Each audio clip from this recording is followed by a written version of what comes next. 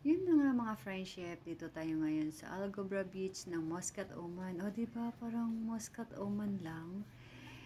Siguro namimiss lang ni Ate Silyang ang Muscat, Oman. At mukhang magpapadalas tayo dito mga friendship kasi namimiss ko talaga ang Oman. Uy! Laging Oman. Anyway, kasi namimiss ko lang talaga siguro kasi every time na mag-off kami ng aking asawa, instead na mag-mall kami, nagdadagat na lang kami para less gastos at saka stress-free pa, stress reliever. Anyway, sinamahan lang talaga namin yung aking pamangkin para daw mag-practice siya magbabike kasi college na daw siya. Kailangan daw niya talaga matuto magbike. Yun ang sabi niya. Sabi ko sa kanya, grade 4 pa lang ako dati. Natuto na ako magbike until sa natuto na rin magmotor.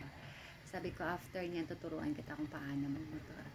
At ayun na nga, kasama na namin ang kuya ko, anyway, at papa ng aking pamangkin. Ayan sila. Shoutout sa iyo, Kuya Gary. At ngayon na nga, pauwi na kami mga friendship. At hanggang dito na lang yung aking video uli. At short video uli tayo ngayon. Saka na lang tayo mag long video sa sunod. Hanggang dito na lang mga friendship. Bye-bye!